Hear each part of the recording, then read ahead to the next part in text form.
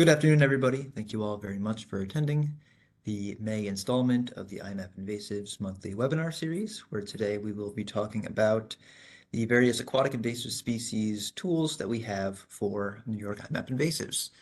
So my name is Douglas Knopf. I'm New York Natural Heritage Program Invasive Species Project Specialist. I'm also joined today by Abby Marino from the Long Island Invasive Species Management Area.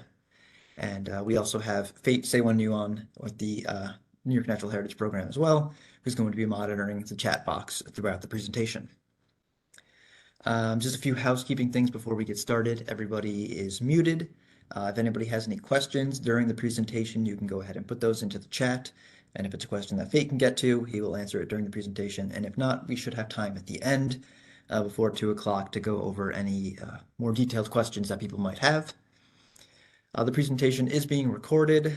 After it finishes up in the next few days, everybody who registers or attends the webinar will receive an email that has a link to the recording that will be posted on our YouTube channel, as well as any links to materials that I go over during the presentation. So the structure for today's webinar is going to be a brief introduction of the Natural Heritage Program and iMapInvasives, looking through our various data collection tools in regards to aquatic data, aquatic species, viewing IMAP data, viewing data first, then the collection tools, and then our various prioritization and analyses tools. For the most part, it's going to be kind of just showing what is available and not super deep dive into any of these materials. For most of these, there are existing help documents or previously recorded webinars that do go into more detail on these different aspects of iMapInvasives. And I'll be sure to include links to all of those in the follow-up email. And then after we go through all the IMAP aspects, we'll let Abby give a little bit of a presentation about how she and Lisma use the various IMAP tools in the work they conduct on Long Island. So to start off with the background of what we do here at the New York Natural Heritage Program, our organization facilitates biodiversity in New York State by being the data collectors and record keepers for all of New York State's rare, threatened, and endangered species and ecosystem type information. And as it's been recognized that one of the greatest threats to rare species is the establishment and spread of invasive species, New York State also established their official invasive species database program within the New York Natural Heritage Program. So within that database program, we have iMapInvasives, which is the database software that we use to run that central repository for all the invasive species data. We have various data collection tools, our prioritization and data analyses models that we run on the data that is in the IMAP database. And then just because I'm not going to be going into super detail about it during this presentation, but I want to mention that it exists and it is aquatic related. We also help to administer New York State's Watercraft Inspection Stewardship Program, or WISP program, through the Watercraft Inspection Stewardship Program application, or WISPA. If you've ever gone to a public boat launch anywhere in New York State and you've seen somebody sitting at a table talking about invasive species or looking at your boat trailer for invasive plants or hitchhikers, we help to administer that program in conjunction with the New York State DEC. And this is just a little overview of how data looks moving in and out of iMapInvasives. So you can think of that central box there that says iMapInvasives as the New York State Invasive Species Database as sort of that, central repository cloud service where all of the data is housed. Data goes into iMapInvasives from various methods. We have our host of field data collection tools. People are out in the field collecting data on the various surveys or management that they're conducting for invasives. We rely very heavily on our community scientists as well. People who are just outdoor recreating or enjoying the outdoors throughout the state are able to submit data to iMapInvasives. And then we work with various state agencies and partner organizations throughout the state. So things like DEC, Parks, Ag and Markets, DOT, the PRISMs, all these different professional organizations who are doing invasive species work. All that data goes into iMapInvasives, where we sort of curate that data set and use it to have a host of different derivative products.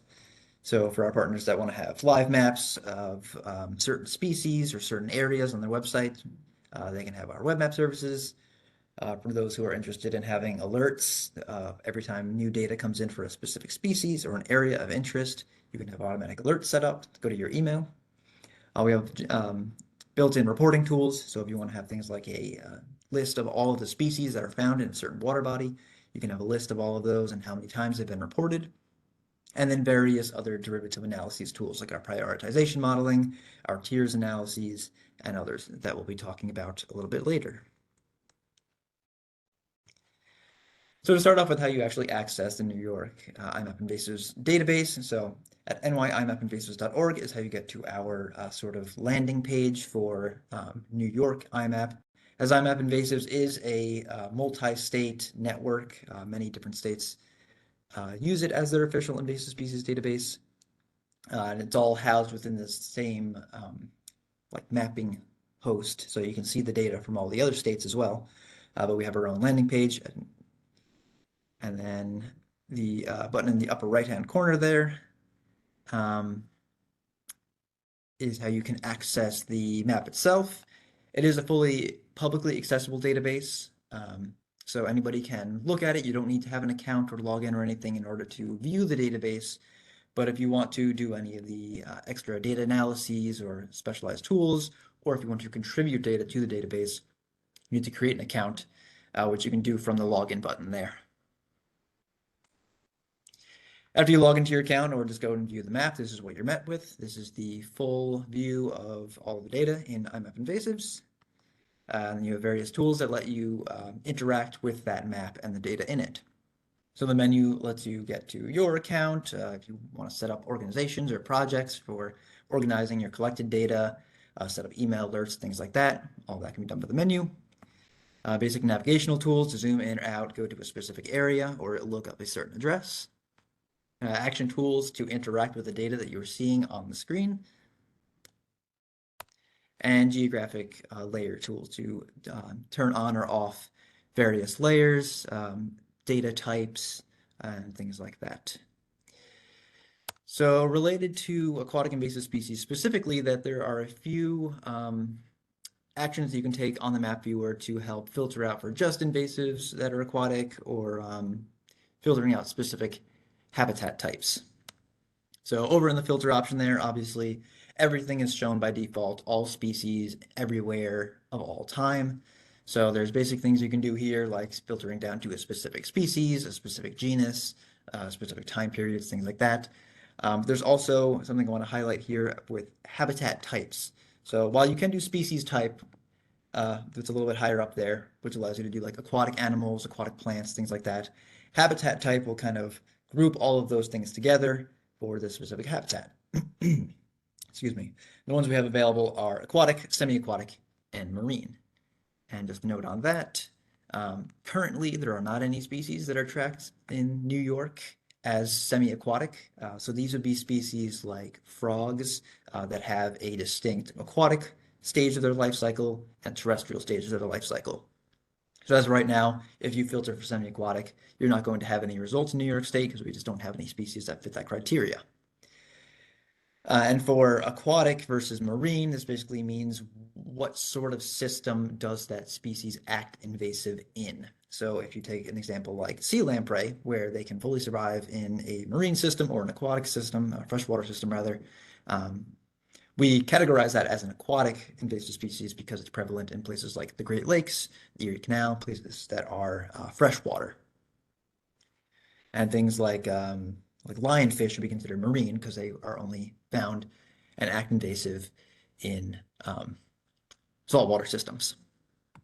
And then finally, I want to specify that wetland plants are not included in either, the aquatic or marine systems, even though they could be growing on, riparian zones or very close to water bodies, or even, partially submerged. Things like Phragmites, loosestrife, or other sort of wetland plants are not included in these habitat types. They fall under the terrestrial types.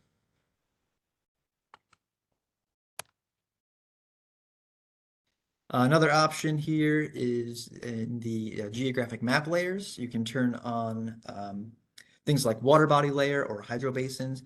For the water body layer, it will light up all of the water bodies in kind of a blue color, and you can kind of adjust the opacity of that as well. And then the hydro basins, you saw it there for just a second.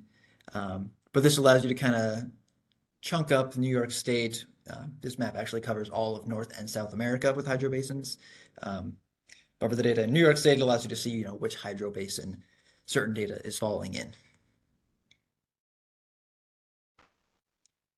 And then over in the export/report tool, you are also able to use those geographic map layers. So you can run a report for just a specific water body or just a specific hydro basin if you would like to do so. And this is just an example of some of the automatic reports that you can generate using that tool. So there's an example here of a species list by geography for just records that fall within Lake George. So you can see here it gives you, scientific and common name for all the different species, the unique species that are found in that water body, as well as how many times they have been reported. Now, obviously, there's a little bit of a bias here. There's been a lot of Eurasian water milfoil work that has been done in Lake George, so there's a very high number of reports there. So you're also able to include a snapshot of what it looks like in your reports. So you can see, the general distribution of where these reports are coming in for different species. Another one that can be helpful is the approaching regions report. So again, this is looking at Lake George and a buffer of a certain number of miles outside of it. So you can see which species are not currently found in Lake George, but are found in neighboring water bodies. And these can be ones that you can, especially be on the lookout or consider to be species that you survey for in your water body because of a high potential for introduction from neighboring water bodies here. So you can see what's, down at Saratoga or over in the Adirondacks. It also goes over state boundaries. So it includes the water bodies that are over in Vermont there as well. Now, Vermont isn't a iMapInvasives network state necessarily, so there isn't a very high volume of data that it's pulling from over there. But what you can do is you can include iNaturalist data in these reports that you run. For those of you who don't know, iNaturalist data can be pulled from the iNat database into iMapInvasives on its own data layer, so long as it is research grade and the observer has data sharing enabled on their account. So on a weekly basis, we do scrape the iNaturalist database and put that data into IMAP so it can be run through these analyses as well. There's a little bit of a caveat there that if you're filtering for aquatic species in the iMapInvasives filter tool, that doesn't work for the iNaturalist data. So if you run a report that has the iNat data, it might have all species, including terrestrial, including some that might be considered native in Vermont versus New York. There's, a little bit of a grain of salt you have to take that data with.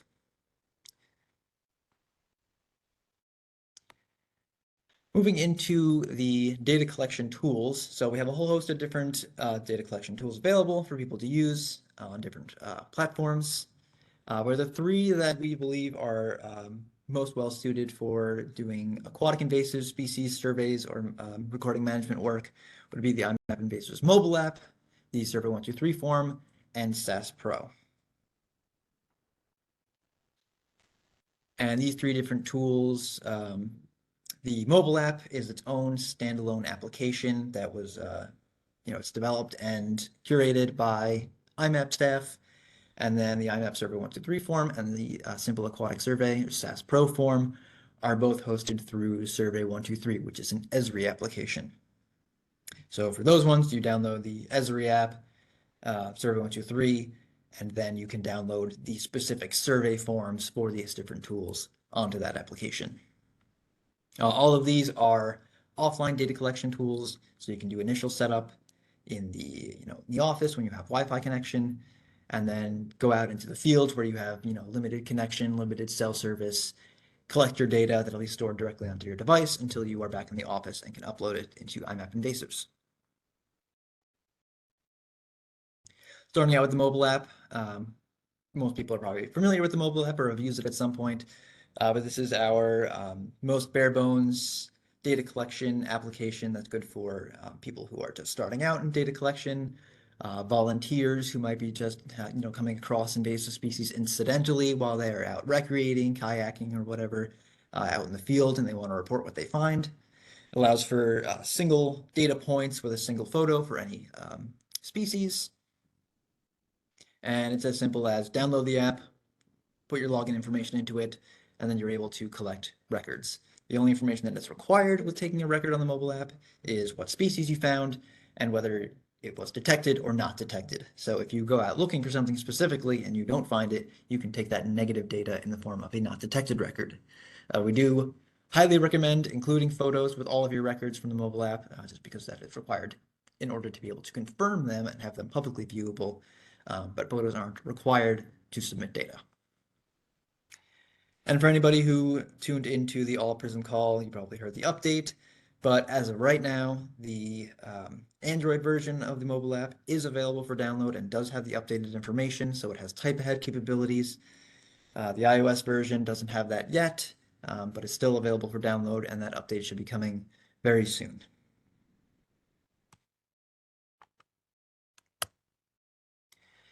Next up is our Survey 123 form. So this is more of a form-based survey tool where you're filling out various fields. And there are two main ways you can fill this out. There's an advanced data collection option and a simple data collection option. The simple option is very similar to the way the mobile app operates. You basically plop down a single point and you take data for what you found at that point. The only difference is it has a lot more capability for additional information. So you can have multiple species, multiple photos per species. You can do not detected data, treatment data, all within the same feature.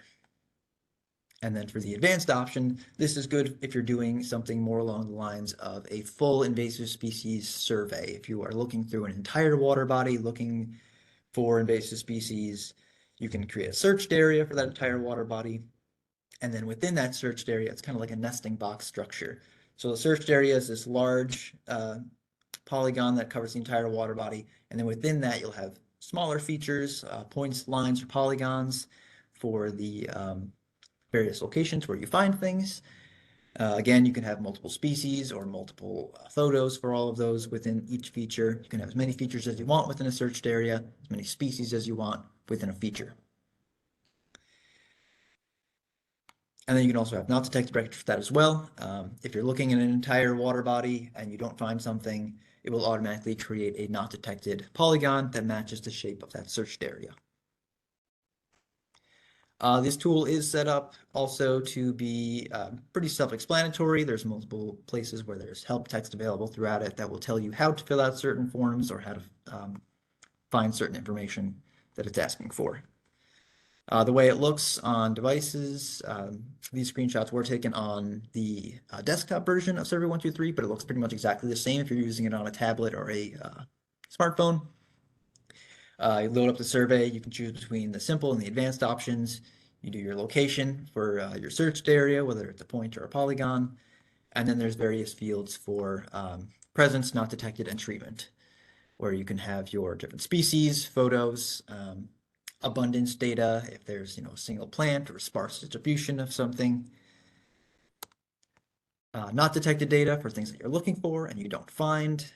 You can have information about why you didn't find it, if it's not the right place, or if it was there and it's no longer there because of successful treatments. And then treatment information. Very similar to the mobile app as well. There are very few required fields for any of these. So if you want to do a present species, all you really need is a species name and a photo. If you're doing a not detected, again, it's a species name. But there are a lot of additional options that you can fill out. So if you're doing management, you can say, yeah, I'm managing this species here, or you can say, I'm managing this species using chemical treatment. It's this chemical at this concentration, and these many people are doing it for these many hours. You can really get as detailed as you want with it, and there are additional data fields to support all of those additional data fields. Yeah. And the last tool here we have is the Simple Aquatic Survey Pro. Again, this is another Survey 123 form, so very similar to the previous tool, but this one is more specifically crafted just for aquatic surveys. So while the previous tool you can do for terrestrial or aquatic species. This one is really just for aquatics. So again, you can do your searched area for the size of your water body that you're conducting surveys in, and your survey methods. This tool is specifically built to be very good for conducting rake toss surveys. And it will allow for the recording of native species as well. So if you're doing rake toss and you have invasives and natives, you can record those natives in this tool. And this is our only tool that really focuses on the presence of native species. But then just like the other tool, you can drop points at all the locations where you are doing surveys. If you're doing rake tosses in several locations in a water body, you can put down multiple points, have information associated with them, and then have different species presence features for each of the ones that you come across. And then again, if you're looking for species that you have on your target species list and you don't have any record for them, it'll automatically create that not detected record. So this is an example of some rake toss surveys that were conducted in Jefferson County. The purple box there is the searched area for where all those tosses were conducted, and the green dots are the actual specific locations of where those rake tosses were done.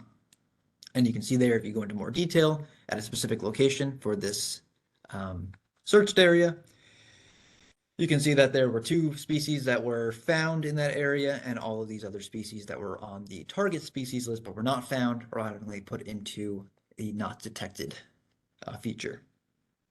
For the most part, this is used by our professional partners who are going out and doing dedicated aquatic invasive species survey work, but it's also very easy to use for volunteer networks.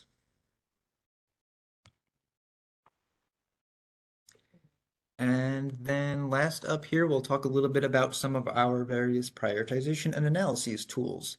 So on top of just having all this data in the iMapInvasives database, being sort of that repository, we also do various analyses on this data to kind of make it a little more digestible for people who are, submitting the data. If you're submitting data, you want to get something out of it. You want it to be able to tell you something about the work you're doing. So some of the tools here that we have that specifically talk about aquatics are the Aquatic Invasive Species Pond and Lake Vulnerability Prioritization Model, Management Outcome Viewer, and the Water Body Lookup Tool.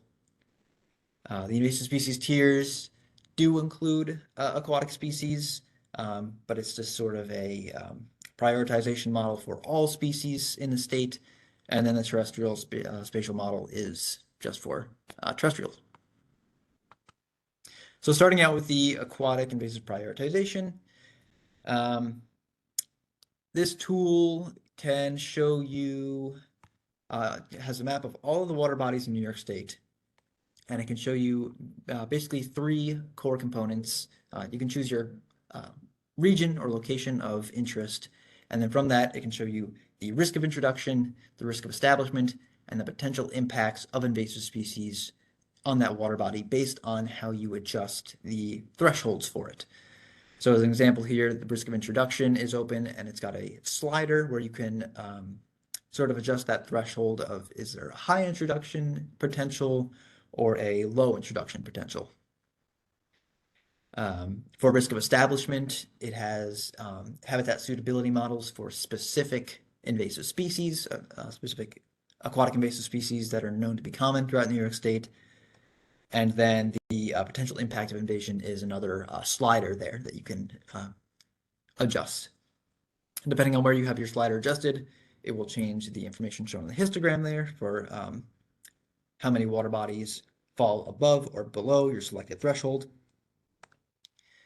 As you make these adjustments, the number of water bodies that fall into each of these categories will adjust automatically. And the water bodies shown on the map will also update as well.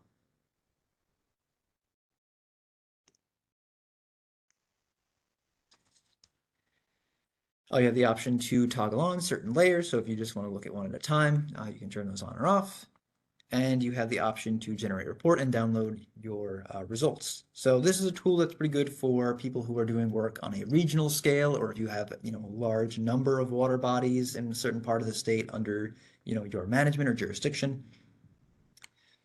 it can be good to just sort of prioritize which ones are at the greatest risk concerning invasive species. And this goes into a little bit more detail about what data sources are used to set those thresholds or to, look at, what is included in some of these buckets. So for risk of introduction, it's looking mostly at traffic and known infestations of aquatic invasives, so data that already exists in iMapInvasives. The risk of establishment, those are the different species that we have habitat suitability models for. And then the risk of negative impacts focuses on like the New York Natural Heritage Program data for rare species location, biodiversity measurements for fish and aquatic animals, landscape condition assessments, and the likelihood of HABs occurring in certain water bodies. So next up is moving on to the management outcomes viewer. So just a quick look at, how to do management data, why do management data. So it's great to have an idea of the relative distribution, abundance of invasive species, going out and mapping what is there. It's a necessary element of management. If you're going to be conducting, or rather collecting management polygons in IMAP, there needs to be a presence first. We need to have data that it is there before we can have data that it was removed. So if you're going to be doing management work, taking a presence polygon first, and then doing a management polygon over it. And so for sites that you are going back to year after year and conducting management, the example on the map over on the right side there is a water body that has water chestnut in it. And work was conducted over a period of 5 years to reduce the population where there was manual removal of the species. As that data is collected year after year, we can plug that information into the management outcomes viewer, and it will give you an idea of how that site is progressing based on the information that you are collecting year after year. So if I can get this to play here, let's see. So this is just a view of how the data looks like as it's been collected each year, starting in 2020 and going to 2025. You can see that it kind of starts with these larger polygons, these larger infested areas, and as management is conducted consecutively, the overall area shrinks to just a few points.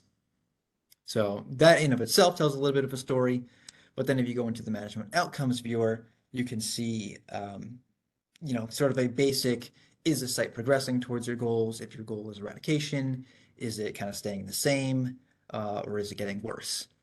So again, this could be good for site-based analyses or on more of a regional scale. So here in the filter options, I have just purple loosestrife selected, and you can see that there's a lot of work that goes on in the Adirondacks for purple loosestrife management, most of which is trending positively. So the work is effective and the populations are being reduced. And as more data is collected at some of these sites, it'll fill out, more information in these analyses. And then the final analyses tool that I want to go over is our water body lookup tool, affectionately named WALT. This is just a really quick analysis of what data is in iMapInvasives. So rather than having to log into IMAP and go through the filter options to find specific species you're looking for, you can just load this up from a web page and you can plug in the information you want. And as you fill in, one or multiple of these data fields, it will fill out the additional information for you. So the three main fields are water body, county, and species. And just as an example here, if I just fill out water chestnut and I want to know where is water chestnut in New York, it'll give me a full list of all of the water bodies where it is found and a number. So there's 263 unique water bodies that have water chestnut, which is great. I don't have to log into IMAP and filter for water chestnut and count them manually to figure that out. But let's say I live on Baldwin Pond and I know that I haven't seen water chestnut there in quite a long time, and I think that this data might not be accurate. So we have another tab there for more recent data. So if I go over and I select Baldwin Pond specifically, and I select water chestnut specifically, I can look at the last time that data was submitted to IMAP for that specific species. And I can see here, oh, okay, the last time it was submitted was 2017. So maybe since then it's been eradicated or management work has been done for that.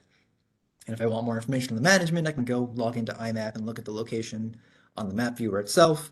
I can look at the management outcome viewer to see if there's any data in there. But this just gives you a quick analysis of how much data is there, how widespread is it, and you can do this for anything. If you want to do a specific county and you want to know how many water bodies have a specific species, you can fill that out, and just get information for your water bodies of choice.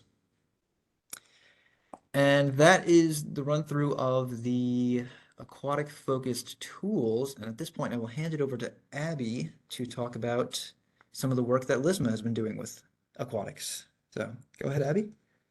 Thanks, Doug. Yes, hello, I'm Abby Marino, the program manager of the Long Island Invasive Species Management Area. So bringing you down to Long Island now to talk about how we use some of these IMAP tools, especially thinking ahead of the field season and some of your planning that you might be doing. And yeah, here we go. So I'll start with the lakes and ponds vulnerability model. So as Doug was saying, it's split up into three main components: the risk of introduction of a species, the risk of establishment, and the potential impact of the invasion. And if you think about how an invasion occurs, this kind of makes sense. Like first, the species needs to be introduced. Then, once it's introduced, it needs to be able to persist and establish and grow. And then there's an impact that happens. So that's why it's broken up this way. And that introduction takes into data like things like the traffic that might be around it, existing invasive species, so data that's already been put into iMapInvasives. The risk of establishment, as Doug mentioned, does habitat models for 8 different aquatic invasive species that represent different groups. So one of them is water chestnut as a floating aquatic invasive species, but there's other ones that are submerged. And so you can kind of choose based on what you're interested in. And then lastly, there's that potential impact of invasion. And I like to think of this as like what has the most to lose in these water bodies? What are things that we want to protect in here that would have a big impact if there was an invasive species that was taken over? So here there's some data about rare species and communities, but also things on biodiversity and recreation opportunities. Next slide. So here's one way that we use it, and this might give you inspiration for how you might want to play around with this tool as you're doing your field season planning. We like to use interactive sliders to get an idea of the water bodies most in need of protection, the ones that have the most to lose. So we're really focusing in on that last component. So what we would do is select our region or prism, LISMA, and that narrows it down. So instead of looking at the whole state, you're looking at a smaller subset of these water bodies. Then for the risk of introduction, I like to turn the slider all the way down to be able to say that assuming that these aquatic invasive species have the same risk of getting to any water body. And on Long Island, that might kind of be the case because, we have so much traffic, we have so much movement that's happening all the time, and birds going to one little water body to another. So it's not too crazy to think that what could be in one water body could easily move to the next in a year. So we put that risk threshold all the way down, meaning that there's a high risk of movement, just for this, the purposes of this model. Then for the risk of establishment, you kind of pick one species, or you can pick a lot of them if you want to see how would all these different functional groups behave in different water bodies, or you just pick one, and so I picked water chestnut in this example. And then for the potential impact, this is one where I'm really seeing what happens when I move that slider just a little bit and which ones get highlighted. So for this, I would start my surveys in the ones that are highlighted because I want to be able to make sure that surveys are happening in the areas that have the most to lose so that I could see maybe catch an infestation early because who are people looking there and are there things there that we need to address? Next slide. So this is an example of how I set up that those thresholds that I just mentioned. So putting that slider all the way down, we have 412 lakes at risk of introduction. Just looking at water chestnut, that brings us down to 363. And then moving that last slider down a little bit, And I'm kind of just adjusting to see what comes up as I move the slider. I get 20 lakes that are potentially impacted. And so that's kind of my starting point for saying this is where we should look first. Maybe we can deploy a bunch of different surveys this year, doing rake tosses, what I'll talk about next, to be able to see, are there invasive species here? Has surveying been done? Has it been done recently? And is there something that we could get ahead of in order to protect these resources? Next slide. So I'll talk about IMAP data more generally and how you could use it. Next slide. So there's so many great reports that you can use in IMAP, and so Doug really highlighted those. I also wanted to highlight that if you download the aquatic invasive species data, and if you have the skills to be using ArcGIS or QGIS, you can gain a lot of insight from the data that's available. So I would do things like filtering the records to the habitat type and aquatic, or I, as Doug mentioned, there's semi-aquatic and marine, so those different categories could tell you different things, but starting with aquatic. Then using that export report button to download a CSV or shapefile, and then make sure you limit the area either to the map extent, so the extent of what your screen is looking at, or set your own boundary. You could use a regional management partnership, the PRISM, or the watershed, or even just a particular water body.